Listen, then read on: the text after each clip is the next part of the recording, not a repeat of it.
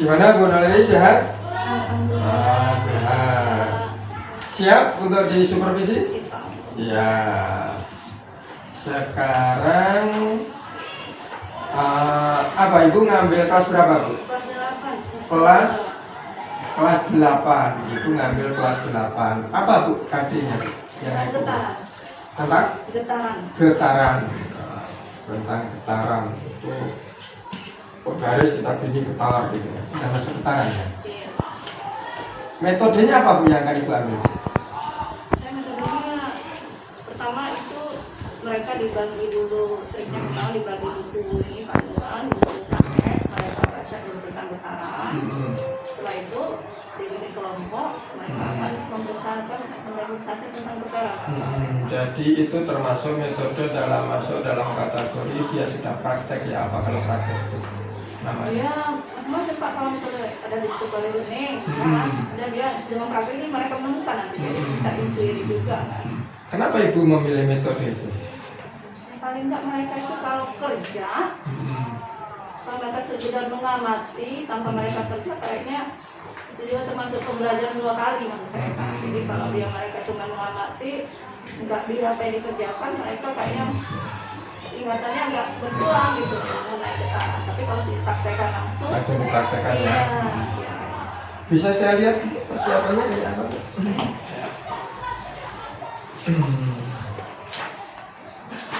Ini apa di depannya RPP ya? Ini apa penilaiannya ya, prakteknya. Ini bahan ajarnya ini apa itu? Bahan ajarnya ya. Ini penilaiannya ya, sebenarnya. Ini jawabannya ya, lengkap. Dalam Ibu menyajikan materi getaran ini, kira-kira nanti sebelum Ibu mengajar, ada nggak materi yang paling sulit di antara getaran ini nanti? Kalau prediksi saya Pak, biasanya mereka tuh kendalanya pas ngitung Pak. Pas ngitung ya. Itu kan ada yang berhubungan getaran itu tentang periode, tentang frekuensi. Jadi mudah-mudahan dengan mereka praktek coba sendiri, dengan pakai alat sendiri, mungkin mereka agak nyambung juga. Ya.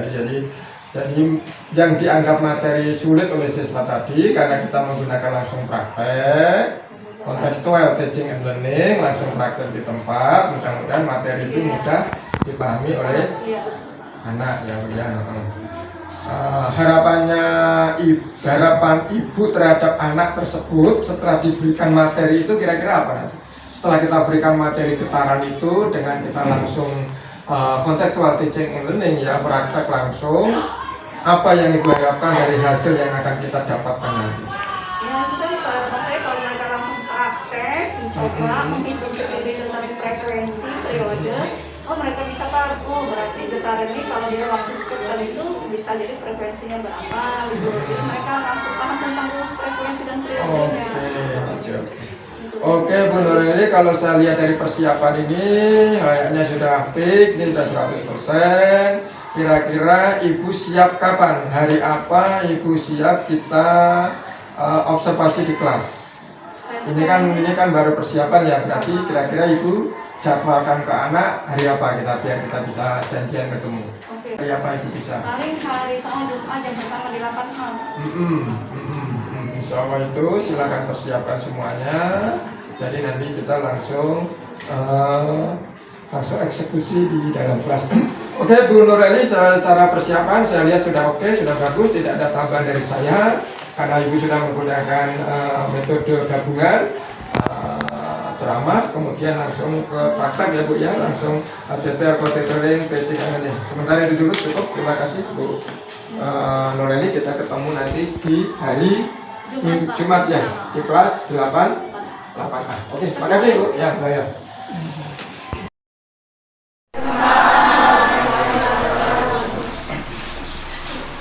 Semoga hari ini kalian semua sehat, semangat untuk belajar pelajaran kita. Sebelum kita mulai, coba saya minta salah satunya megang leher. Coba ini, silakan pegang leher kamu. Terus kamu ucapkan apa yang kamu rasakan? Getaran. Oke, sekarang kita akan belajar tentang getaran. Untuk perwakilan di kelompok, apa sih yang dimaksud dengan getaran? Ya. Pemukul kan? Getaran adalah bolak-balik suatu benda pada titik keseimbangan. Tentang getaran. Dan KD yang akan kita tempuh hari ini adalah analis konsep getaran, gelombang, dan bunyi dalam kehidupan sehari, termasuk sistem pendengaran manusia dan sistem sonar pada hewan. Dan tujuan pembelajaran yang akan kita capai pada hari ini adalah satu, diharapkan pada kalian adalah menjelaskan peristiwa getaran, menyelidiki peristiwa getaran bandul, dan menghitung frekuensi periode ayunan bandul. Sekarang saya minta, ini saya bagi per kelompok, kalian akan praktek tentang getaran. Saya minta berhadapan semua ke kelompoknya masing-masing. Ayo bangkunya pelan-pelan diangkat. Ya, sebelumnya kalian buka halaman 301, maaf, kalian baca tentang getaran. Oke, sudah 10 menit. Sekarang kita mulai praktek. Di depan kalian ada alat-alatnya. Pertama itu adalah statik, kedua bandul, ada stopwatch, dan tali. Seperti yang sudah dibagikan kegiatannya, kalian tolong kerjasama lain. Sekarang mulailah menaikkan bandul, bentuklah getaran, bagaimana bentuk getaran. Silakan kerja.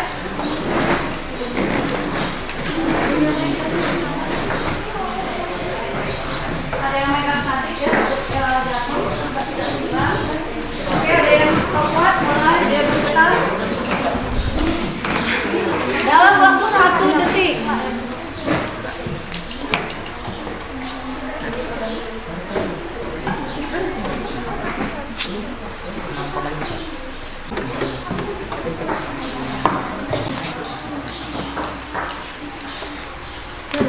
Setelah selesai, silakan kalian isi lembar kegiatannya.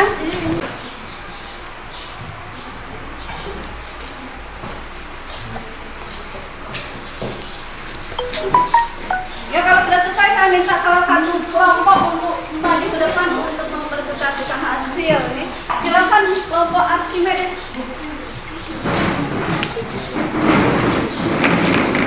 Assalamualaikum warahmatullahi wabarakatuh. Kami dari kelompok Archimedes. Saya ketuanya bernama Raditya Angkara Putra dan anggotanya bernama Sylvia Margareta, Siti Maisaro, Uci Putrianti, Rizky Nurulani, dan Devaria. Jadi kami di sini akan menjelaskan tentang getaran. Jadi satu getaran itu misalnya dari kanan dia balik lagi ke kanan. Nah, ini dinamakan dengan satu getaran. Dari kanan balik ke kanan, atau bisa dari kiri balik lagi ke kiri. Itu dinamakan dengan satu getaran. Jadi di sini dengan hasil tabel pengamatan saya, jika panjang benang 10 cm, jumlah getaran dalam 1 detiknya 10 dan frekuensinya 10 dan periodenya 0,1. Jika panjang benangnya 15 cm, jumlah getarannya 1 detik dan frekuensinya 5 dan periodenya 0,2.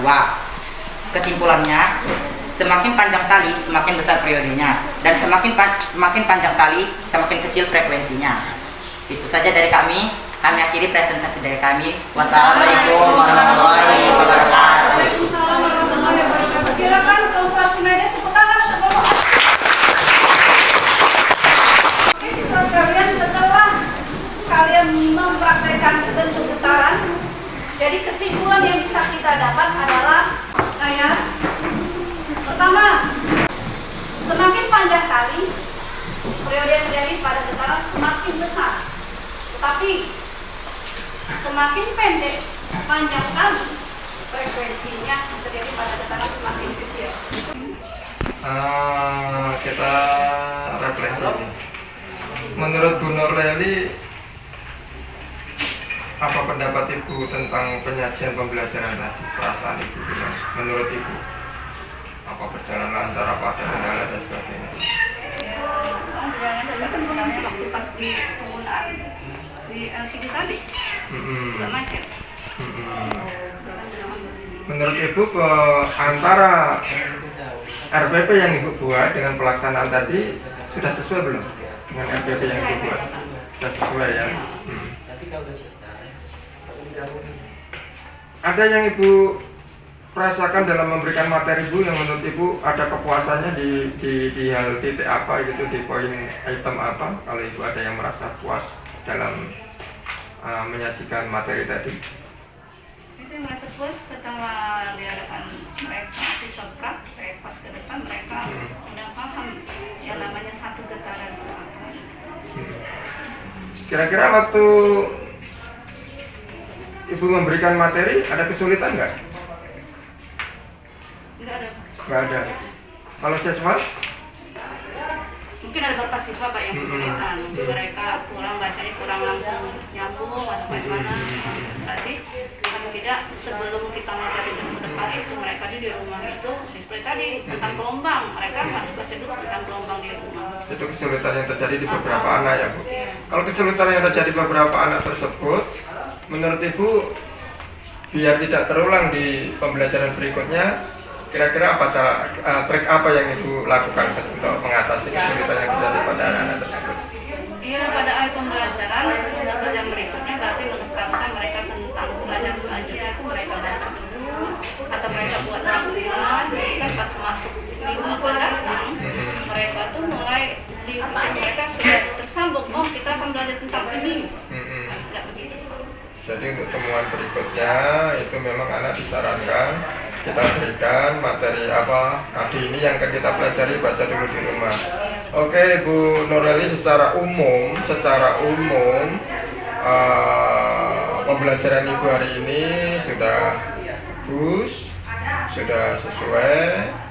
Kalau seandainya menurut Ibu dulu ini, kalau kita persentase keberhasilan Ibu mengajar hari ini kita buat rentang 0 sampai 100%, kira-kira menurut Ibu tingkat keberhasilan Ibu mengajar Ibu kesesuaian KD, materi, dan keserapan anak-anak berapa persen menurut Ibu? Menurut saya kalau sudah diadakan bentuk praktek, mereka coba sendiri dan mereka sedang berprestasi tidak di atas 75%. Di atas 75% ya, KKM kita 75 ya, artinya sudah tercapai KKM ya. Ya. Karena kalau saya lihat tadi kalau sudah menggunakan CTL ya, contextual teacher learning, artinya anak-anak itu langsung praktek langsung dengan benda yang nyata sesuai dengan getaran tadi sudah masuk. Secara umum sekali lagi saya katakan sudah bagus, sudah sesuai dengan rencana. Anak-anak saya lihat juga sudah antusias. Sedikit saja masukan dari saya, sedikit saja. Bukan masalah Ibu tidak baik dan sebagainya, untuk ke depan biar lebih baik lagi. Sedikit saja masukan dari saya adalah sebelum Ibu mengambil pertama ada dua Bu. Satu, sewaktu anak presentasi berikan kesempatan untuk kelompok lain memberikan tanggapan. Itu yang pertama ya. Jadi berikan kesempatan kepada kelompok lain memberikan tanggapan atau pertanyaan. Jadi terjadi interaksi antara kelompok satu dengan kelompok yang lain. Itu yang pertama. Yang kedua adalah sewaktu mengambil kesimpulan, itu kan saya lihat Ibu tadi langsung mengambil kesimpulan. Kalau bisa kesimpulan diambil oleh anak dulu. Menurut kalian, jadi apa kesimpulan pembelajaran itu? Getaran itu apa? Gini. Terus itu kan terbalik tadi Ibu. Coba getaran itu apa? Baru Ibu sudah terlanjur mengambil kesimpulan. Jadi kalau menurut saya kesimpulan itu dari anak dulu, Ibu refleksi dulu. Jadi apa yang kita pelajari tadi apa nak? Jadi getaran itu apa nak? Jadi kalau semakin panjang waktunya apakah dia semakin panjang talinya, apakah semakin banyak frekuensinya dan sebagainya. Nah baru terakhir Ibu yang mengambil kesimpulan, biar kesimpulan itu semuanya sama dari beberapa teman, dari beberapa kelompok. Terus Ibu terakhir kesimpulannya seperti ini. Oke, secara umum sudah bagus. Terima kasih Ibu Nureli. Mudah-mudahan kedepannya lebih bagus dan lebih semangat lagi. Terima kasih boleh mengerjakan tugas ini.